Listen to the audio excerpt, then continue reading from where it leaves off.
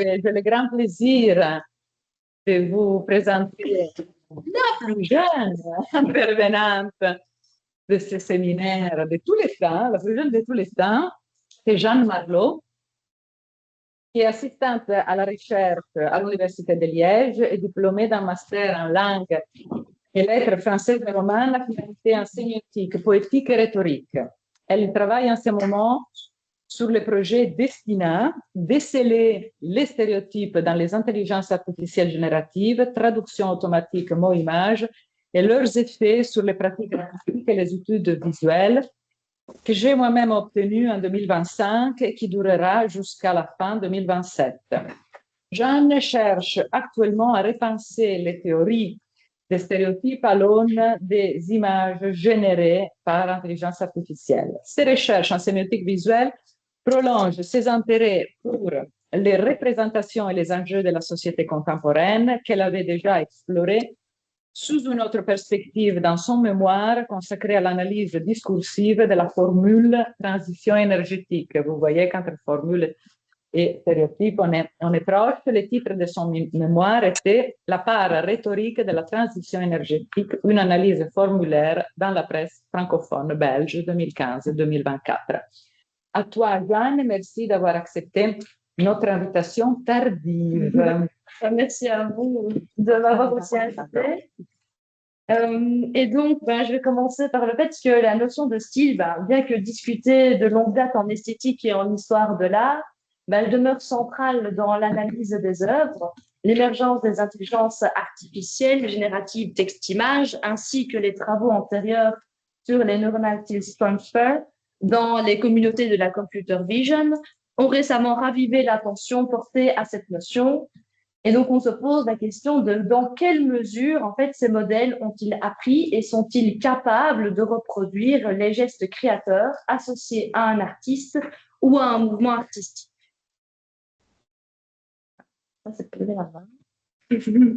Pardon. Je propose d'aborder ces questions sous l'angle de la typification et de la stéréotypie. Ce choix se justifie par le fait que l'entraînement des IAG multimodales sur une somme considérable de données traitées statistiquement engendre des biais qui se manifestent de manière récurrente dans les images produites. À ma connaissance, la communauté scientifique ne s'est toutefois pas encore dotée de méthodes systématisées permettant d'objectiver la fidélité avec laquelle les modèles génératifs reproduisent les genres picturaux, les mouvements et les styles artistiques. Et c'est pourquoi je présenterai deux approches exploratoires visant l'appréhension de ces stéréotypes stylistiques. La première repose sur une analyse contrastive des œuvres réalisées historiquement et de celles générées automatiquement. La seconde consiste à produire des tropes envisagés comme des révélateurs de ces stéréotypes. Donc, une présentation minimale des notions principalement mobilisées permettrait de clarifier les objectifs de la recherche exposée ensuite. Dans le domaine artistique, le style désigne un ensemble de propriétés formelles permettant d'identifier un artiste, une œuvre ou un mouvement. Il émerge d'une tension entre unicité, donc l'innovation propre à un énonciateur, et répétitivité, la construction d'un type reconnaissable à partir d'une sélection de traits perçus comme saillants par certains récepteurs. Cette répétitivité repose sur une double intertextualité, d'une part intrapoétique, lorsque des traits se distribuent sur l'ensemble des œuvres d'un même artiste et laissent paraître une facture similaire, et d'autre part interpoétique, lorsque les propriétés formelles communes à plusieurs artistes permettent de les rassembler sous le nom d'un même mouvement artistique. Le type renvoie à un processus mental par lequel on abstrait un ensemble de traits récurrents à partir d'une série d'occurrences. Comme l'a montré l'état de la question dressée par Jacques Montagny dans le cadre de ce séminaire, les différentes études sur le sujet constatent que les stéréotypes adviennent lorsque ce processus devient réducteur. Bon, dans le cas qui nous occupe, certains traits stylistiques caractéristiques d'un échantillon sont surgénéralisés à l'ensemble de la catégorie, figeant le style dans un nombre restreint de propriétés saillantes au détriment de ses variations. Enfin, je précise que les images générées au cours des recherches menées n'ont pas de prétention esthétique, elles revêtent un statut scientifique dans le cadre d'une analyse stylistique.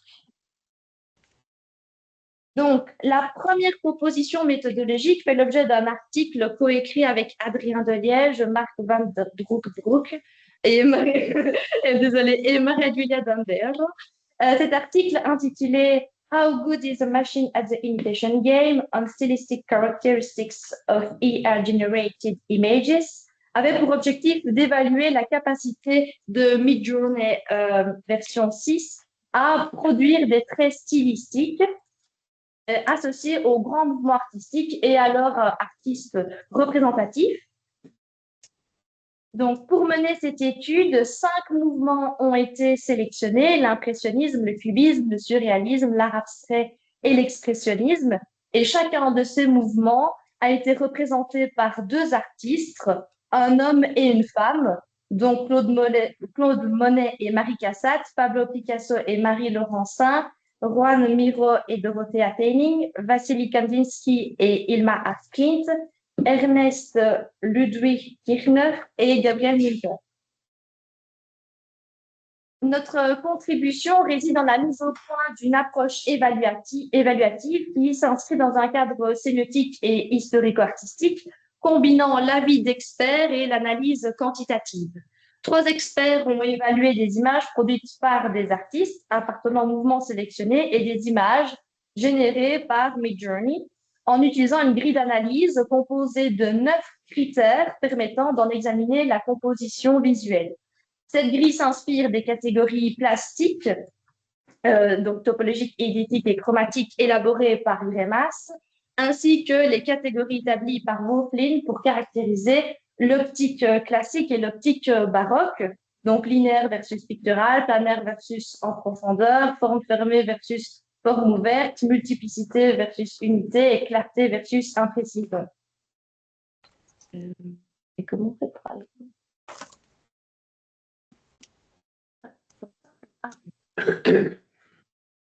Désolée.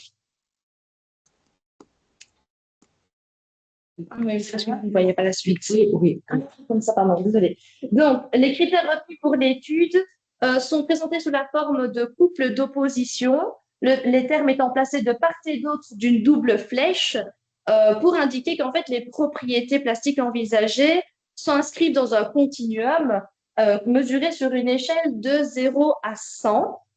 Donc, en fait, les caractéristiques retenues sont forme centrée, forme déployée sur les bords, symétrie gauche-droite, asymétrie gauche-droite, symétrie haut-bas, asymétrie haut-bas, image nette, image floue, ligne parallèle, ligne qui se croise, rythme dense des lignes, rythme clairsemé des lignes, couleur saturée, couleur désaturée, éclairage uniforme, éclairage focalisé, texture picturale et texture photographique. Donc, pour chaque mouvement et pour chaque critère, les experts ont évalué 6 ensembles d'images, les œuvres historiques du mouvement, celles de l'artiste masculin et de l'artiste féminin choisi, ainsi que les images générées par Midjourney à partir d'un prompt incluant respectivement le nom du mouvement, de l'artiste homme et de l'artiste femme. Le centre de l'intervalle indique la valeur typique de l'ensemble d'images pour le critère considéré, tandis que sa largeur reflète la diversité interne. L'évaluation repose en fait sur la règle des 95%. Donc, pour chaque critère, les experts étaient invités à fonder leur jugement sur la quasi-totalité des images considérées, tout en écartant les cas exceptionnels. Donc, face aux images générées, cela signifie concrètement qu'une image sur 20 pouvait ne pas correspondre en fait aux critères évalués sans que cela se marque dans la note.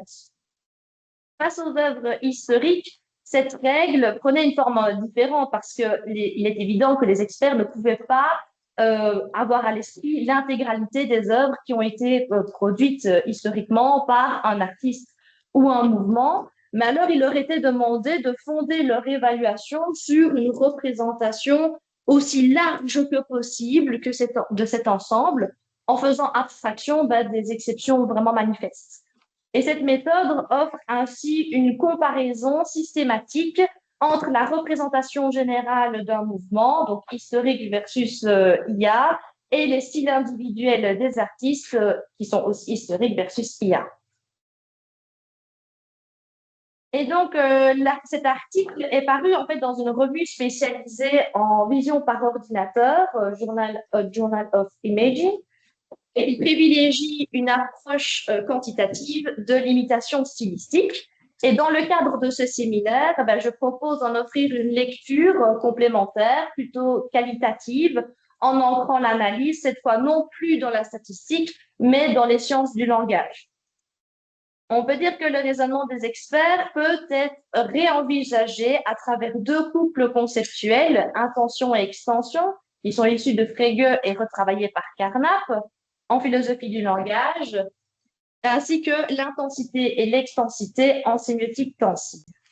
Donc, sans se superposer parfaitement, ces deux couples en fait entrent en résonance et jettent une lumière nouvelle sur le protocole d'évaluation mis en place.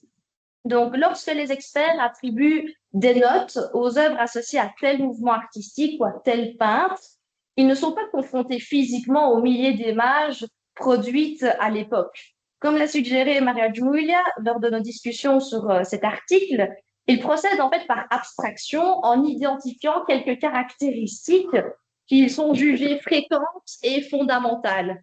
Un processus que l'on pourrait rapprocher du raisonnement intentionnel au sens logique du terme, c'est-à-dire en procédant par la sélection de traits définitoires. À l'inverse, lorsqu'ils ont sous les yeux des images de Midjourney, pendant l'acte de notation, ils observent directement l'ensemble des occurrences et leurs caractéristiques visibles, un processus relevant davantage du raisonnement extensionnel, prenant en compte la totalité des images présentes. J'ai ensuite essayé de prolonger cette réflexion en faisant remarquer que cette paire conceptuelle, intention-extension, appelle deux remarques. Donc, premièrement, cette manière de raisonner, en fait, va rejouer la relation entre type et occurrence. Donc, dans Kant et l'ornithorynque, Umberto Eco aborde ces questions à travers le concept de type cognitif qu'il va discuter en relation avec le prototype. Ce dernier recouvre plusieurs acceptions, mais je retiens ici celle qui le définit comme un schéma conçu comme un ensemble comme un faisceau de traits. Théoriquement, ce schéma prototypique joue un rôle de médiateur entre les traits du type et ceux repérables dans les occurrences. En pratique, en fait, les experts mobilisent un ensemble de traits intériorisés issus de leur d'expériences perceptives au cours desquelles ils ont été confrontés à des œuvres impressionnistes, cubistes, surréalistes, abstraites ou expressionnistes. Ce prototype permet à cet expert de reconnaître dans chaque occurrence, qu'il s'agisse d'une œuvre remémorée ou d'une image générée qu'il a sous les yeux, une correspondance approximative avec ce type. Or, c'est précisément ce que le protocole a cherché à formaliser. Et donc, deuxièmement, le raisonnement effectué lors de l'évaluation des images in abstracto n'est pas seulement intentionnel, mais également extensionnel. Parce que dans le protocole, l'évaluation des œuvres historiques repose, elle aussi, sur un raisonnement extensionnel, puisque les experts doivent estimer un intervalle censé couvrir environ 95% des occurrences des œuvres qu'ils connaissent et qu'ils considèrent comme représentatives du critère évalué. Donc, la logique extensionnelle du raisonnement réside dans la prise en compte de l'ensemble de ces œuvres, même si elles ne sont pas physiquement présentes. L'accès à l'extension diffère donc selon que l'évaluateur reconstruit mentalement les images correspondant à l'artiste ou au mouvement à partir de sa connaissance en histoire de l'art, ou qu'il observe directement les images occurrences générées par IA qui lui sont présentées. Donc, on distinguerait une extension mnésique et une extension empirique. Ces considérations trouvent un écho dans la sémiotique tensive de Zilberberg et qui offre un cadre complémentaire pour penser, on va dire, le gradient perceptif des jugements. Le protocole d'évaluation comporte une dimension intensive lorsqu'il demande aux experts d'identifier et de concentrer leur attention sur certaines qualités plastiques jugées typiques du mouvement ou de l'artiste, des qualités qui relèvent alors de son expérience esthétique intériorisée. Que le corpus soit mémorisé ou directement observable, la question demeure, telle caractéristique est-elle fortement ou faiblement présente dans le corpus? L'expert est confronté à la composante extensive du protocole lorsqu'il cherche à déterminer si les caractéristiques sont diffuses, donc distribuées sur la quasi-totalité des images, ou concentrées, limitées à un nombre restreint d'œuvres ou de générations. Néanmoins, le jugement perceptif relatif à la distribution des traits dépend des modalités selon lesquelles se déroule l'expérience d'évaluation. Lorsque l'expert évalue les images qu'il ne voit pas directement, il reconstruit mentalement un ensemble d'occurrences distribuées dans le temps et dans l'espace en cherchant à couvrir la variabilité du corpus. En revanche, face à des images directement observables, il va appliquer la règle statistique de 95% définie par le protocole. C'est ainsi que la différence en fait, entre l'évaluation des œuvres historiques et celle générée par l'IA peut être formulée en termes d'extensité. Donc, après avoir présenté le protocole d'évaluation et ses implications sémiotiques, j'en viens à l'analyse des résultats. Les résultats obtenus montrent que Midjourney resitue correctement certaines tendances historiques ou octoriales, mais produit également des stéréotypes ou échoue à reproduire certains traits stylistiques. Ces résultats n'ont pu être établis qu'en affrontant une difficulté méthodologique que pose la relativité des jugements perceptifs. La perception de ce que constitue un stéréotype varie en effet selon les compétences et les cadres de référence culturels de chaque observateur, rendant toute évaluation individuelle difficilement comparable. Et c'est précisément cette difficulté que la grille d'évaluation a cherché à surmonter. Donc, élaborée à partir de 9 critères relatifs à la composition des images et présentée comme transhistorique, cette grille a permis de formaliser les jugements perceptifs des experts sous une forme chiffrée, en objectivant par l'analyse statistique des observations qui, sans ce dispositif de notation, seraient restées de l'ordre de l'intuition individuelle. Cette démarche ouvre la voie à des recherches visant à déterminer comment la typification opérée par les modèles génératifs produit des configurations visuelles stéréotypées et réciproquement comment ces stéréotypes tendent à s'imposer comme des règles de production à travers la récurrence de certains patterns dans les corpus d'entraînement. Néanmoins, ces 9 critères ne parviennent pas à eux seuls à cerner en fait la problématique du stéréotype. Dans l'article, un stéréotype est identifié lorsque les images générées reproduisent la tendance centrale des œuvres de référence, tout en présentant une variabilité plus faible. Donc, autrement dit, les deux intervalles se situent à peu près au même endroit sur la feuille sur l'échelle de notation, mais celui des images générées est plus resserré que celui des œuvres historiques. Mais cependant, les feuilles d'évaluation ont soulevé certaines difficultés. Par exemple, comment rendre compte de manière chiffrée une observation paradoxale.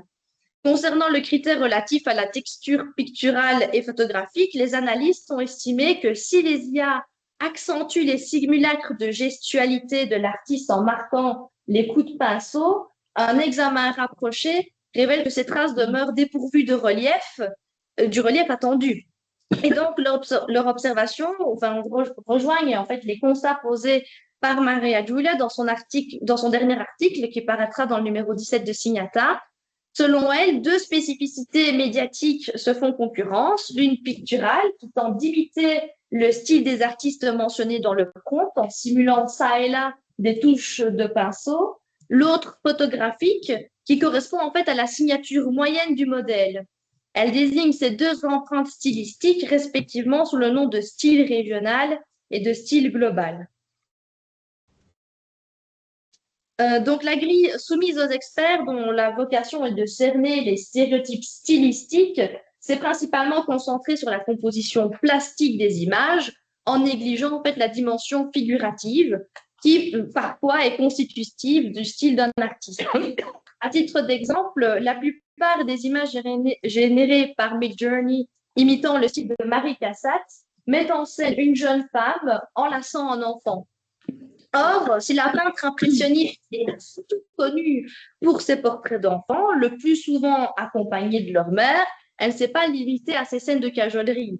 Elle a également représenté le quotidien des femmes bourgeoises, donnant une leçon de lecture, lisant un journal, tenant les rênes d'une voiture, sortant en bateau ou encore assistant à des spectacles. Et donc, l'approche croisée quantitative et qualitative ne suffisant pas à appréhender l'ensemble des stéréotypes stylistiques, des expériences complémentaires ont été conduites.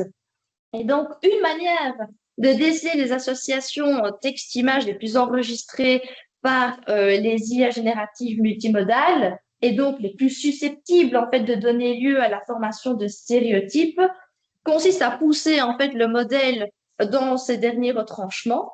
Et à cette fin, le concept de trope peut être convoqué, pour lequel nous avons retenu deux définitions complémentaires. L'une d'elles est fournie par le groupe MU dans une perspective sémio-rhétorique. Les signes iconiques y sont conçus comme des stabilisations culturelles d'expériences sensibles sous la forme d'un ensemble conceptuel de caractéristiques typiques. Dans le domaine visuel, les tropes correspondent à des opérations de substitution portant sur des configurations figuratives et plastiques stabilisées qui produisent un écart par rapport à un usage conventionnel désigné comme degré zéro. Là où le groupe MU met l'accent sur les opérations rhétoriques, les anthropologues linguistes insistent sur son caractère situé. Donc, en effet, selon l'anthropologue linguiste Azif Aga, un trope, voilà, c'est bon. Okay. Est une figuration énonciative qui émerge de la configuration de formes normatives associées à un registre dans un contexte interactionnel donné. Non. Un registre constitue un répertoire de signes linguistiques ou plus largement sémiotiques auxquels les énonciateurs et énonciataires associent une situation de communication ou une activité sociale particulière. Cette reconfiguration des ressources expressives constitutive d'un registre produit une signification tropique caractérisée par trois traits principaux. Premièrement, l'effet de sens ne peut être saisi indépendamment du contexte, c'est-à-dire des signes environnants, ceux sur lesquels porte le trope. Deuxièmement, bien qu'omniprésents dans la vie sociale, les tropes ne tirent pas leur signification des formes elles-mêmes, mais des cadres métapragmatiques qui orientent leur interprétation au fil de l'interaction. Et corrélativement, l'acception tropique se laisse difficilement décontextualiser. Hors contexte, les valeurs stéréotypiques dominent, même si certaines configurations tropiques peuvent être réanalysées et cristallisées en nouveaux modèles enregistrés dotés de leur propre domaine social et de leur indexicalité.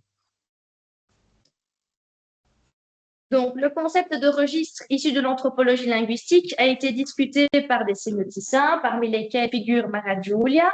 Elle a entrepris de transposer ce cadre conceptuel à la génération automatisée d'images qui imite des styles artistiques en le mettant en relation avec la théorie de la praxis énonciative. Dans cette perspective, le style d'un artiste peut être conçu en relation avec le concept de registre. Donc, cette transposition trouve un appui supplémentaire dans les travaux d'un autre anthropologue linguiste, Konstantin Nakassis, qui forge le concept de Person Indexing Register pour désigner des répertoires de signes indexant un individu singulier. En effet, comme nous le soutenons avec Maria Giulia dans un article à venir, le style s'insère en fait aisément dans cette catégorie de Person Indexing Registers. Ce faisant, les styles d'artistes en fait sont envisagés comme des registres dont les signes apparaissent comme les traces laissées par une personne dans l'énoncé. certaines de leurs propriétés étant retenues comme individuantes pour une communauté donnée dans un contexte précis. Autrement dit, tous les traits constitutifs des énoncés d'un individu ne sont pas perçus comme pertinents pour la collectivité et tous ne lui sont pas spécifiques. Ce qui importe, ce sont les propriétés que cette communauté reconnaît comme indexicales de cette personne dans sa singularité. Ainsi, les registres posent la question des conventions et des attributions opérées par une communauté de récepteurs. Cette réflexion nous ramène au trope lorsque nous prenons en considération que Konstantin Nakassis rapproche les Person Indexing Registers du concept de désignateur rigide élaboré par le philosophe du langage Saul Kripke. Selon ce dernier, un nom propre est attribué à une entité lors d'un rituel baptismal. Cet acte performatif a pour effet d'individualiser le référent. De cette manière, le nom propre continue de désigner la même entité indépendamment du contexte. Dans cette optique, le nom d'un artiste devrait désigner cet artiste même dans des contextes contrefactuels, c'est-à-dire des situations possibles dans lesquelles certaines de ses propriétés diffèrent, tandis que le référent du nom demeure inchangé. Et cette rigidité de la référence pose précisément la question de ce qui advient lorsque l'on subvertit en fait le style d'un artiste en introduisant des éléments absents de son œuvre pris dans toute son hétérogénéité. Comment le nom d'un artiste continue-t-il de renvoyer à celui-ci lorsque nous demandons au modèle génératif de produire des tropes? Gentil, merci. Donc, appliqué à la génération automatisée par IA, le concept de trope a conduit à élaborer des prompts combinant volontairement un genre et un style a priori incompatibles car historiquement non attestés. Ces combinaisons non attestées s'écartent ainsi des configurations visuelles stabilisées pour en révéler les sous-bassements stéréotypiques. Donc, nous avons retenu comme prompt a landscape in the style of Ilma af Klint, a landscape in the style of Stan Francis, a portrait in the style of Barnett Newman, a portrait in the style of Maurice Louis, a still life in the style of Jackson Pollock, a still life in the style of Piet Mondrian. Donc, en examinant de la sorte la relation entre genre visuel et style artistique, le but consiste à tester la résistance de ce qui est sédimenté dans les bases de données et plus largement dans les structures de signification existantes. Pour ce faire, 3 IAG multimodales ont été retenus, donc Midjourney version 6, ChatGPT Images et NanoBanane. Pour chacun des prompts, 8 images ont été générées fin janvier, début février 2026, avec les paramètres par défaut de chaque modèle. Les différences supposées dans la notation et l'organisation de leur base de données, bien que non divulguées par les concepteurs, permettent une analyse comparative. Et dans cette optique, la répétition des générations à partir d'un même prompt vise à observer l'émergence éventuelle de régularités visuelles permettant d'identifier des tendances stylistiques. Donc, à partir des résultats obtenus, j'ai cherché à déterminer si les modèles perçoivent les genres et les styles comme je les perçois, s'ils reconnaissent les incompatibilités tropiques construites dans les prompts et, le cas échéant, quelle stratégie rétrovisuelle ils déploient pour résoudre ces tensions. Donc, d'après les tests effectués, les modèles génératifs ont tendance à traduire le couple genre-style incompatible de manière spatiale.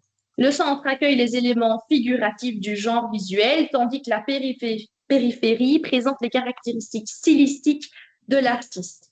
Je nomme cette relation centre-périphérie, cette organisation topologique qui dissocie les contraintes de genre et de style en les distribuant dans des zones distinctes de l'image. Cette configuration se rencontre en fait dans les paysages et les natures mortes générées artificiellement. Donc, à titre d'illustration, ChatGPT Images traite la commande A landscape in the style of San Francis en plaçant le genre du paysage au centre de l'image sous la forme de montagnes bleutées.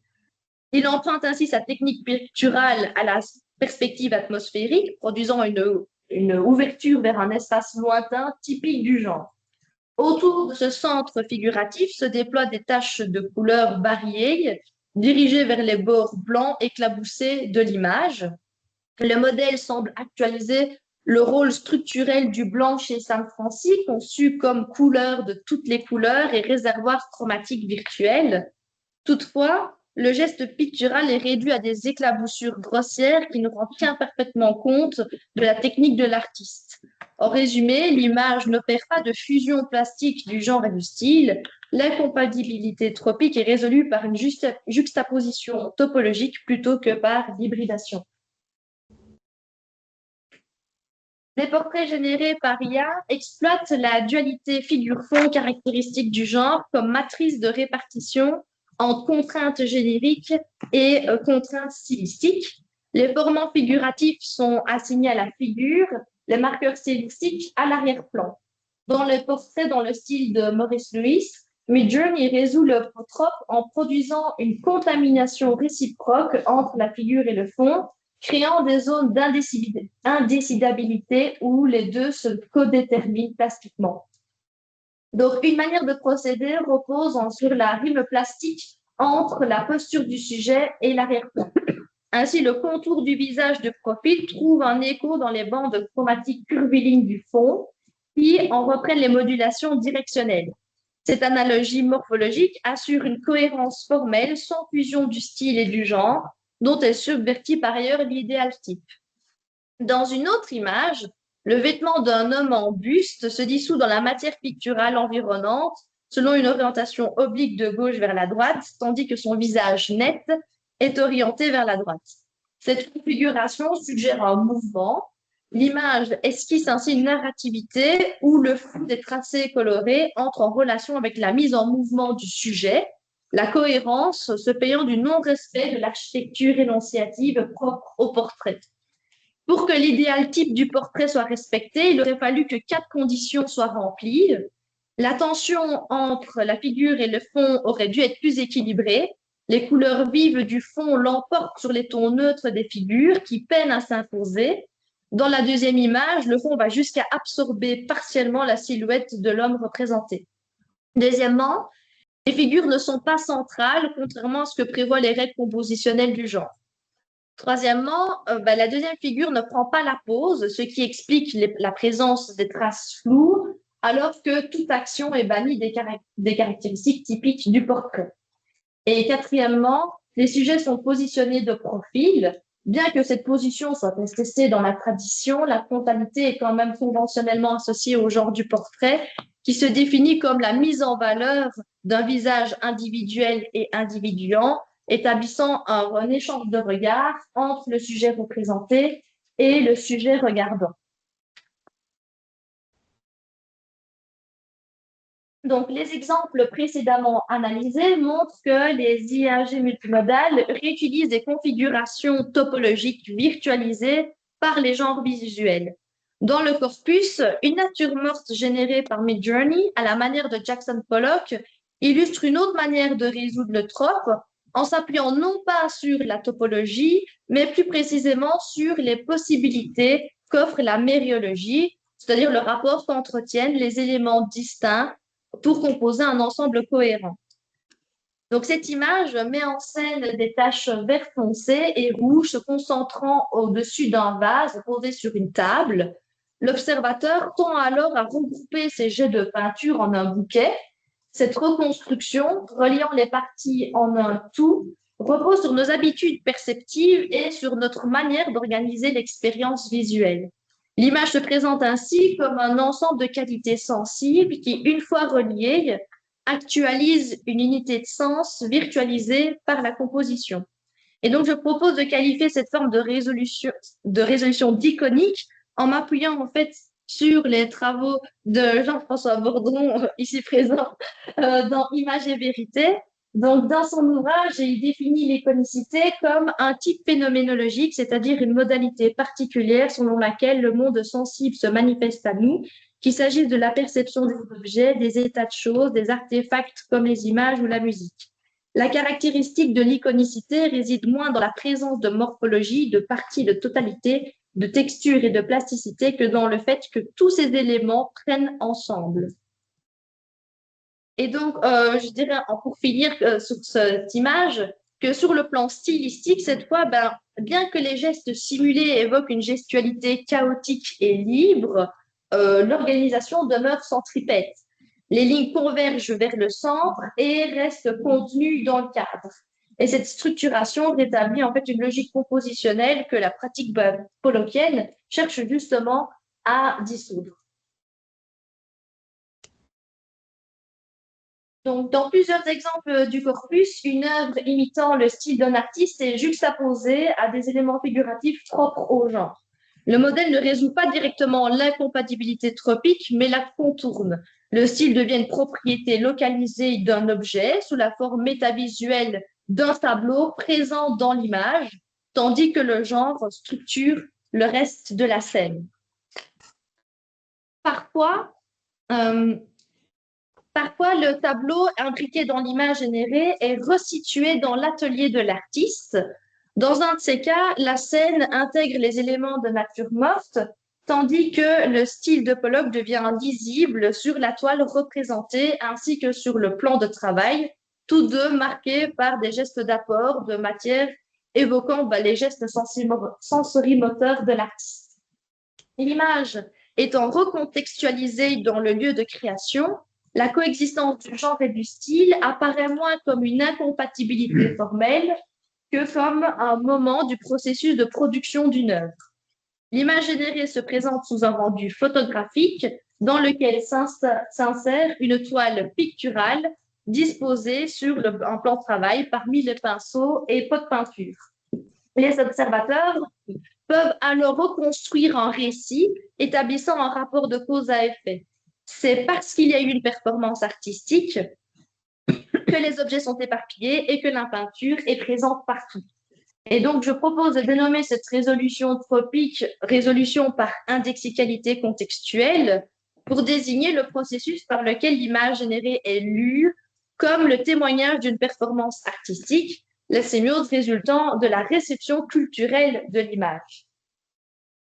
Et donc, ces exemples montrent que les outputs des modèles génératifs actualisent des configurations déjà virtualisées dans la culture visuelle, l'incompatibilité tropique pouvant être reçue comme résolue ou du moins partiellement. Ceci rejoint l'hypothèse de Pierluigi Basso-Fossali qu'il a formulée dans le cadre de ce séminaire concernant la stéréotopie. Lorsqu'il est demandé au modèle génératif de produire des énoncés dont les configurations ne trouvent à première vue pas d'attestation en fait dans les bases de données, ils sont contraints de trouver la meilleure solution possible en s'appuyant non pas sur du déjà vu, mais sur du déjà possible. Ainsi, les IAG multimodales étudiés réemploient la relation centre-périphérie dans les paysages dans le style de Sam Franci, la dualité figure-fond dans les portraits à la manière de Maurice Louis, l'assemblage de certaines qualités sensibles dans une nature morte pollockienne, ou encore l'intégration d'une scène dans un scénario préexistant plausible, comme dans le cas d'une toile de peinture resituée dans le pseudo-atelier de Jackson Pollock. Et donc, ceci trouve une explication technique. L'espace latent est constitué de représentations vectorielles apprises à partir des régularités issues des données d'entraînement qui conditionnent le processus de génération d'images. Donc, lorsqu'un prompt a priori inédit est soumis, les modèles mobilisent donc vraisemblablement une combinaison et donc une certaine déformation des vecteurs connus les plus proches du vecteur relatif au prompt en question. Et donc, pour conclure, il convient de faire brièvement le point sur les apports méthodologiques des deux protocoles décrits ainsi que sur leurs limites. Donc ici, je vous ai juste mis la bibliographie. Le premier protocole a pour principal apport de tenter de formaliser des jugements perceptifs qui resteraient autrement de l'ordre de l'intuition individuelle. La combinaison des cadres théoriques de Greimas, Floch et Wolflin offre à cet égard un ancrage dans deux traditions complémentaires, ce qui renforce sa portée interdisciplinaire. Toutefois, les experts consultés nous ont incité à intégrer un paramètre évaluant la stéréotypie figurative, laquelle peut jouer un rôle structurant dans le style d'un artiste. En outre, les modalités d'évaluation diffèrent selon le corpus. Les experts ne sont pas confrontés aux œuvres historiques et aux images générées dans des conditions équivalentes, ce qui peut fragiliser la comparabilité. Cette double modalité a néanmoins donné matière à réflexion sur les processus de typification opérés par les humains et non pas seulement par la machine. Concernant les stéréotypes, ce premier protocole consiste à observer des caractéristiques retenues par Midjourney pour imiter un mouvement ou un artiste donné, et en introduisant un minimum de contraintes dans le prompt. Cette démarche permet de cerner les stéréotypes stylistiques tels qu'ils prennent racine dans le sens commun. Donc, entraînés sur des données associant des descriptions textuelles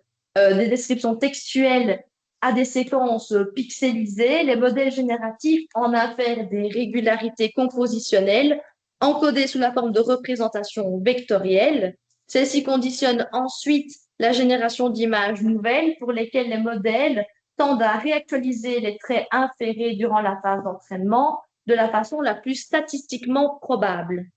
Le second protocole introduit une contrainte supplémentaire dans le prompt qui ne comporte plus uniquement des indications stylistiques, mais mobilise également des genres visuels comme variables. Et comme le souligne Flavia Politi, qui a aimablement accepté de relire ce texte en avant-première, contrairement au premier protocole où la solution moyenne est plus aisément prévisible, les tropes introduisent un écart qui contraint le modèle à faire émerger une configuration visuelle plausible et acceptable dont la cohérence globale répond à une forme de bon sens. Cette solution ne repose pas sur un prototype existant, il n'existe pas de nature morte à la façon de Jackson Pollock, mais produit néanmoins un stéréotype générique. On a finalement un vase de fleurs posé sur une table. Et donc, comme vous l'aurez compris, ces travaux ont nourri mes discussions et je l'espère nourriront également les vôtres. Et je vous remercie pour votre attention.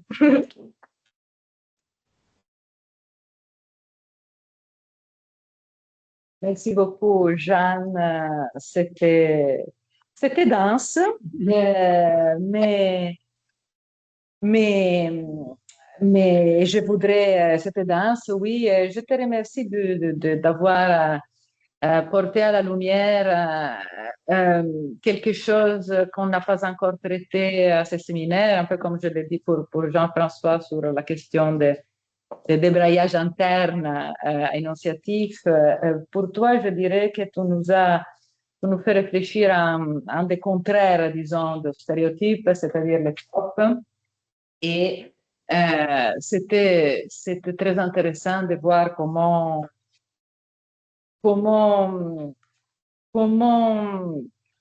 les, comment dire, l'hétérogénéité, disons, genre, style,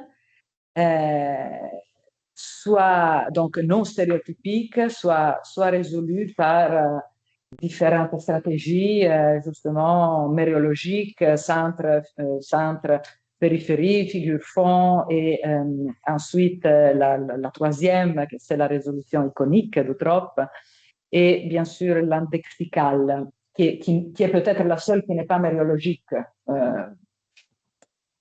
Alors, moi, j'ai une question, disons. Alors, tu as parlé du Person Indexing Register. Alors, justement, ça concerne un texte de Nakassis qui reprend la linguistique anthropologique, qui parle de Persona Indexing Register, que c'est comment dire, ce sont des répertoires qui renvoient à un type de personne, tandis que justement, lui, il travaille sur des répertoires qui renvoient à un individu, par exemple un artiste.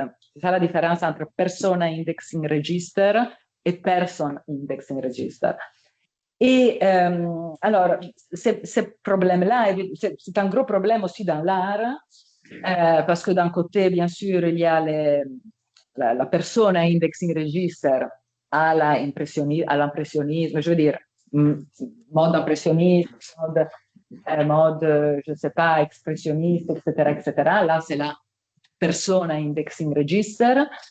Et puis, il y a évidemment la person indexing register, que c'est le répertoire qui renvoie à un individu, donc par exemple à un artiste, à une unicité, etc. Et pourquoi c'est important cette idée de répertoire indexical d'une personne ou de plusieurs personnes? C'est que ça peut nous aider dans l'attribution des œuvres d'art, évidemment, et surtout comment pouvoir résoudre les problèmes qui n'est pas résolu ni par la persona indexing register, ni pour les personnes indexing register, à savoir tout ce qui n'est pas typique d'un style. À savoir, on a vu ici des exemples de Van Gogh qui ne ressemblent pas à Van Gogh, ou je ne sais pas, d'autres artistes qui ne ressemblent pas à eux-mêmes. Alors, ça, c'est un problème, bien sûr, pour l'intelligence artificielle qui n'arrive pas à rendre compte de ce qui n'est pas typique d'un artiste, et ça, c'est normal. Mais je me disais, est-ce que l'intelligence artificielle qui passe à la trappe tout ce qui n'est pas typique, ce n'est pas renvoyable à la notion de registre. C'est-à-dire, toi, tu as parlé de style et de registre comme comparables, ok? Est-ce qu'on ne pourrait pas dire que même que l'intelligence artificielle générative en elle-même fonctionne comme un registre? Ben, je crois que la théorie des registres va axer la question sur la réception. Et je crois que la machine, tout comme en fait un humain, va avoir tendance, en tout cas au cours de son apprentissage, à d'abord sélectionner certains traits plus typiques et puis, à force d'apprendre, peut-être pouvoir intégrer plus de variabilité. Donc, j'imagine que par exemple pour Van Gogh, si on demande aux gens quelle est la toile, à quoi ça leur fait penser, ils vont dire d'office les toiles peut-être les plus gadgetisées et ils ne vont pas penser justement à celles où on ne dirait pas du Van Gogh. Et donc, j'imagine que ça répond plus ou moins à la même logique des registres. Oui, tu as dit quelque chose d'intéressant, qui, justement, le stéréotype, tu as dit, fonctionne par ajout d'intensité, plus d'intensité par tri et plus d'extension par diffusion. Je ne sais pas si ces formules se sont à réfléchir, mais disons qu'il y aurait deux moments dans la stéréotypisation qui fonctionnent aussi dans les registres, évidemment. On fait un tri des caractéristiques, donc on intensifie, parce qu'on fait un tri, on diminue le nombre, etc. Et ensuite, on diffuse, on extend, comment dire, on fait une extension, disons, de ces petits nombres de caractéristiques choisies. Donc, il y aurait un moment de tri et un moment de diffusion. Je pense qu'on peut le dire comme ça. Bien. Bien. Merci. Merci beaucoup, Jeanne. D'abord, cette leçon de méthodologie. Merci beaucoup. Et j'aurais une question à partir des derniers mots aussi de Maria Giulia, qui reprend ce que tu as dit sur la question de l'intensification et l'intensité ou l'intensification.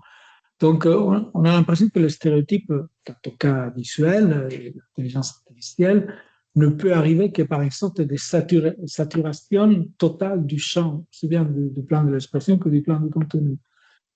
Et donc, la question que je me pose, est-ce qu'on peut imaginer un autre type de construction de stéréotypie qui ne soit pas par saturation, une sorte de toujours plus, parce qu'en fait, c'est ce qu'on voit, non? Il en rajoute constamment, aussi bien du point de vue intensif, extensif, d'autres types. C'est-à-dire, je ne sais pas si par frustration, je peux dire ça, mais il n'y aurait pas une stéréotypie qui ne soit pas juste dans le plus de plus. Voilà. Ça, c'est la première question. Et la deuxième concerne les dernières choses que tu as dit, qui faisait référence aussi un peu à ce qu'il disait Jean-François sur la question du bon sens. Au fond, le stéréotypie, aussi bien là que ce dont on parlait Jean-François, et ce que tu as cité, c'est une logique, je ne dirais pas du possible, mais du plausible. Voilà. C'est-à-dire, est-ce qu'au fond, le stéréotypie est tout simplement ça, c'est ce qui est non pas possible, mais vraiment plausible, une sorte de pour arriver à l'idée de reconnaissance, tout simplement. Non? J'essaie de chercher un exemple qu'on aurait pu observer, mais alors par soustraction. Mais j'ai un exemple, mais à mon avis, ça ne pas le même type de soustraction. C'est par exemple dans la dia où je montre comment on définit le stéréotype sur la feuille d'évaluation.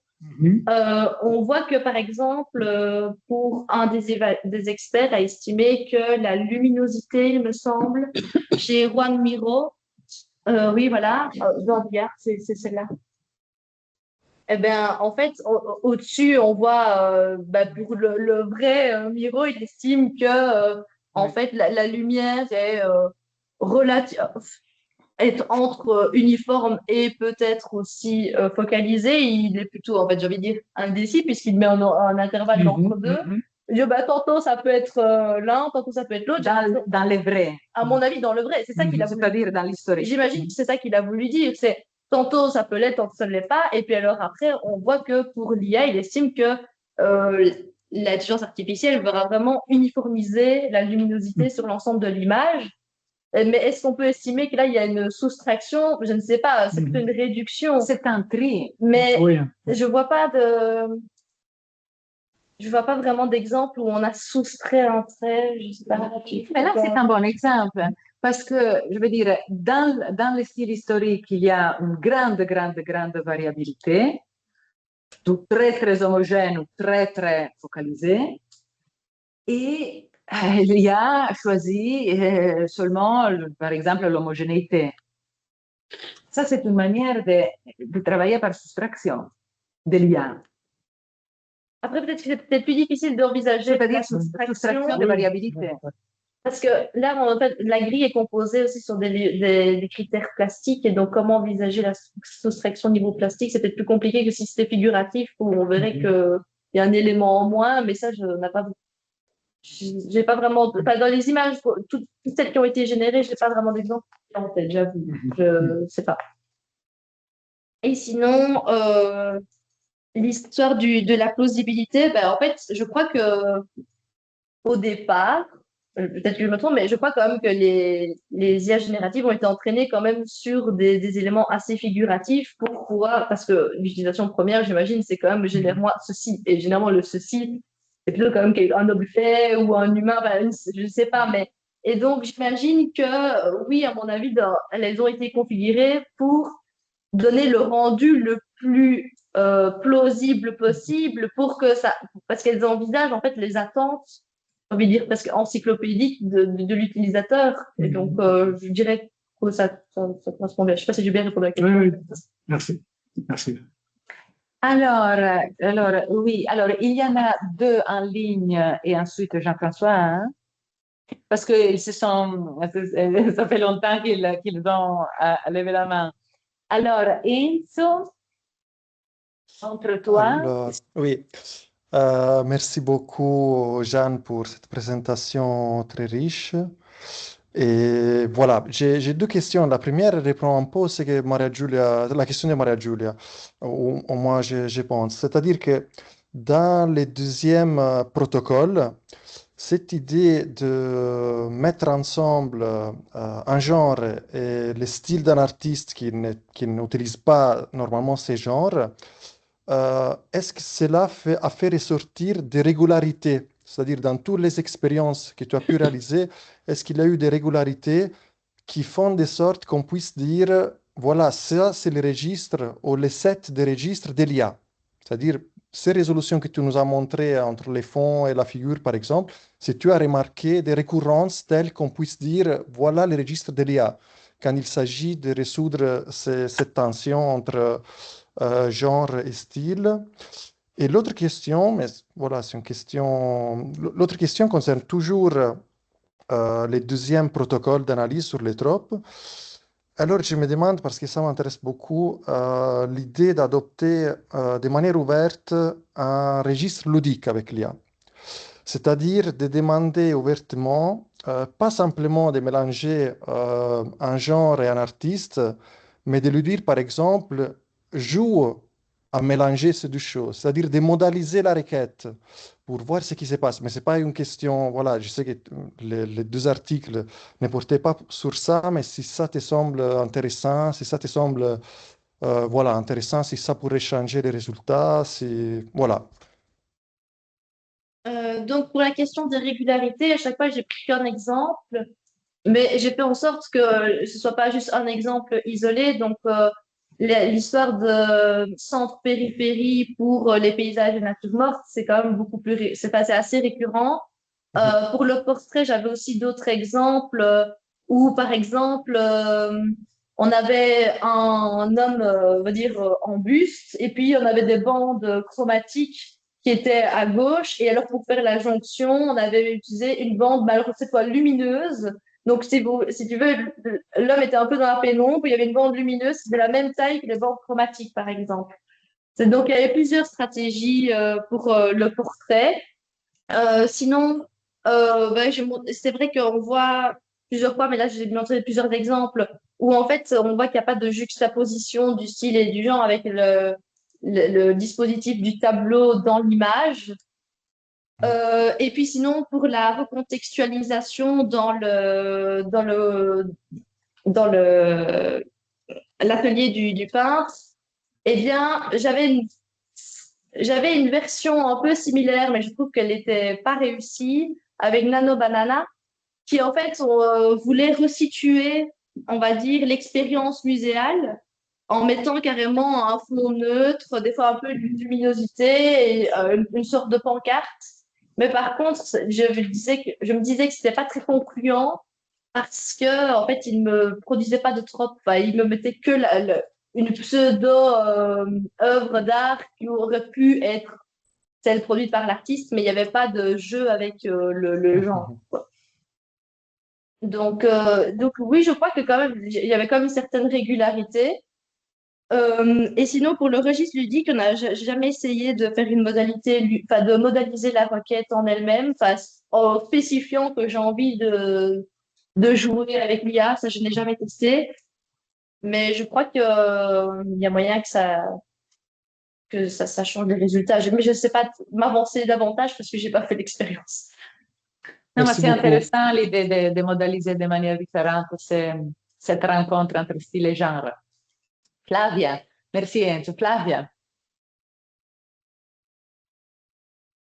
Oui, merci, mille merci Jeanne, très, très bonne exposition, merci.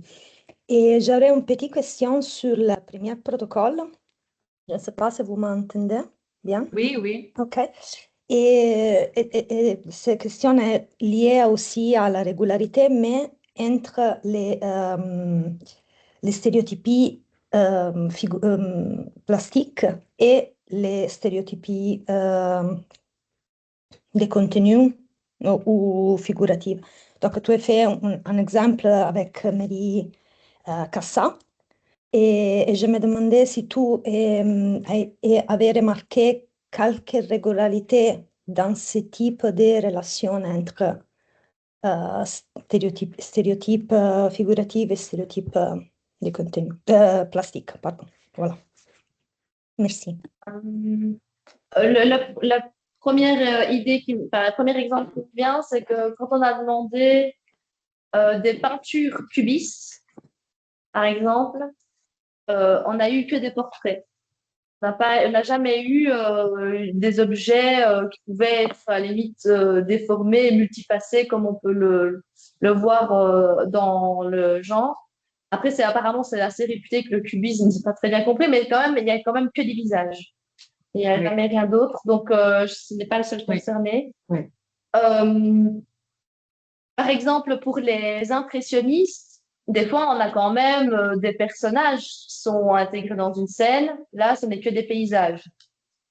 Oui. Je réfléchis en même temps, mais Disons que ce sont plus des, comment dire, c'est un peu comme si les modèles retenaient des genres spécifiques à chaque mouvement. Et, plus que je ne parlerai pas exclusivement de figurativité, mais vraiment des configurations génériques du genre. Jean-François, merci Claudia. Jean-François.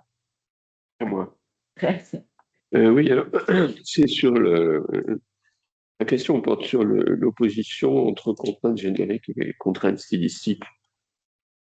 Si j'ai bien compris, donc, dans votre exemple, nature morte fait assez bien une contrainte générique et le style à la Pollock, une contrainte.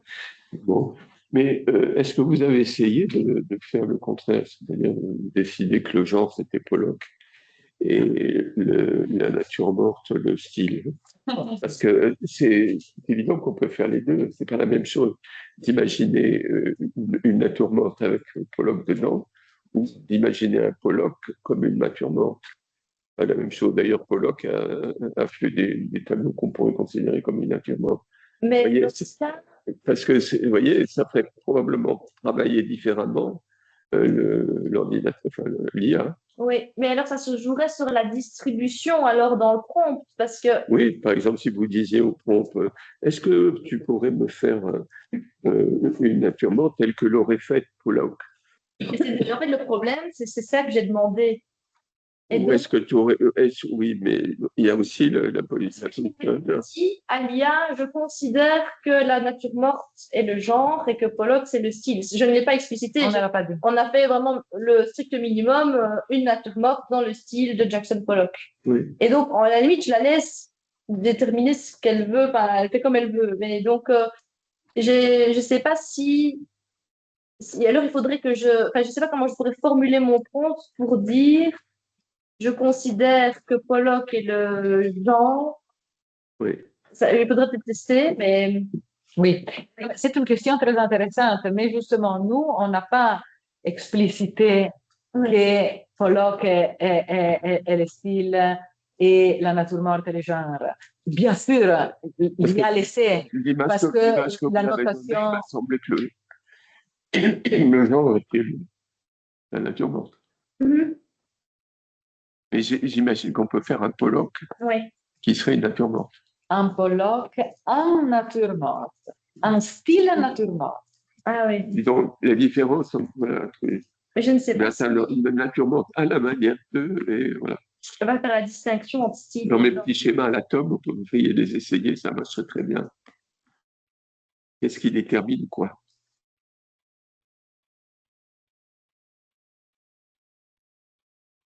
La question est intéressante. Ce sont des finesses que l'IA pas toujours n'arrive à repérer. Mais Par exemple, ça dépend du prompt, je crois. oui, mais le prompt est toujours révisé. Donc, nous, révisé. Donc, nous, on ne sait jamais quel est le prompt qui a vraiment été envoyé à la machine. C'est-à-dire, bien sûr, ça reprend ce que nous avons demandé, c'est toujours reformulé. Et donc, c'est par exemple pour ça que l'avait montré Adrien, avait montré que si on demande à l'intelligence artificielle de nous montrer un chien sur un vélo et un homme qui court derrière ces chiens dans un vélo, l'image correspondante qu'on obtient, c'est un homme sur un vélo et un chien qui court derrière. Donc, mais parce que ça a été révisé, donc ça va par bon sens, disons comme ça. Mais je vois ce que nous avons obtenu. Je partage mon écran. Alors, j'ai demandé une image de Pollock en style nature morte. Et disons qu'on se rapproche davantage de ce que colloque à produire, parce que c'était le contraire dans l'autre cas. C'était Ouais, ouais. une image bien nette, entre Mais guillemets. des fois, il y en avait aussi, je crois, quand même, juste des taches de Ok, couleur. ok, Donc, ok. faudrait, à mon avis, faire ça à beaucoup plus grande échelle. Oui, bien sûr, oui. En général, peut-être, je sais pas, 40, quelque chose, pour voir Oui. dans les deux, pour pouvoir l'affirmer ou voir vraiment les différences. Oui. D'autres questions dans la salle? Non? Oui, Gilles? Je la fais court. Une autre manière d'interroger les jonctions d'images par des tropes discursives qui viennent de l'interprète ou du répertoire, il y a quand même l'idée qu'il y aura des tropes numériques dans un entre-deux. Donc, numérique dans quel sens? Pour passer des jonctions d'images proposées par les différents protocoles et nos configurations discursives interprétatives qui peuvent être, il y aura un entre-deux qui serait possiblement des tropes numériques. Ou pour continuer la discussion d'avant, faites-moi un tableau de Barnett Newman en nature morte. Donc ça, c'est la question. Je peux interpréter Barnett Newman, c'est déjà la nature morte, mais en fait, c'est une nature morte faite de couleurs. Donc je réagis sur la couleur, les iconicités, les contrastes. Mais c'est une trope discursive ou une trope numérique? C'est une trope iconique, au sens de ce que de l'avant, Oui, oui. mais auquel on associe assez vite une trope numérique. À ce moment-là, la jonction, la logique Le jonction. numérique, vous entendez algorithmique, hein? Algorithmique. Non, ce que je veux dire que la logique de jonction d'image, elle se transfère assez vite dans les tropes, les jonctions de tropes. Ce qui sera prévu, c'est d'espérer les tropes numériques qui servent à la machine et qui servent les dessins que vous avez exposés. Ben, je crois que, en fait, pour chaque genre et chaque artiste cité, elles ont déjà toute une série d'embedding, comme on appelle ça, donc de représentations vectorielles qui sont censées encoder en fait des représentations récurrentes associées à tel artiste ou à tel genre.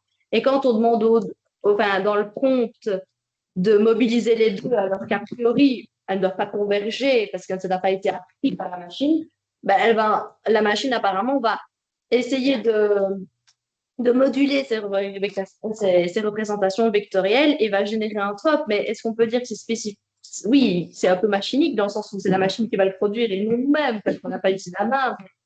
Mais je ne sais pas si on peut dire que c'est vraiment une spécificité à la machine. Je ne sais pas jusqu'à quel point on peut dire que c'est de la machine et ce n'est pas de notre langage, c'est ce que je veux dire. D'accord. Mais c'est spécifique du dialogue protocole-machine. Oui, oui, ça d'office, c'est avec tôt ou tard, par les apprentissages des conventions, ça va se stabiliser et ça va faire des pistes d'interprétation, pas des chemins, mais des tracks. C'est une hypothèse, mais parce que comme on est sur le logique jonctive d'image, et vous passez directement à la trope discursive, il y a moyen de remonter la chaîne interprétative, c'est complexe. Je dirais que même la chaîne interprétative, on y assiste en fait techniquement avec la diffusion d'images. C'est juste que nous, on ne sait pas l'interpréter. Vous êtes plus franc dans la logique. En topologie algébrique, on passe d'une monoplotie à une homologie et toute la suite des logiques algébriques qui sont multiples, c'est de traiter ces passages-là d'une manière plus ou moins fiable. Le plus fiable, c'est le fibré avec 4 équations. Mais je m'arrête là. Il y a un potentiel d'anthropologie logique. Mais parce qu'on arrive à un langage, on mélange les deux, quoi. Jonction d'image et trope figurative. Merci beaucoup. Alors, on va clôturer la séance. Oui. Alors, encore bravo à Jean.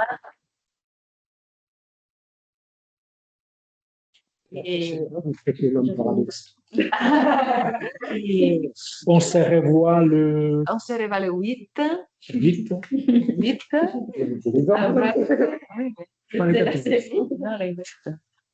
On se revoit le 8 avec Aurora Donzelli de l'Université de Bologne et Ethan Wilf de l'Université de Jérusalem. Ciao, ciao.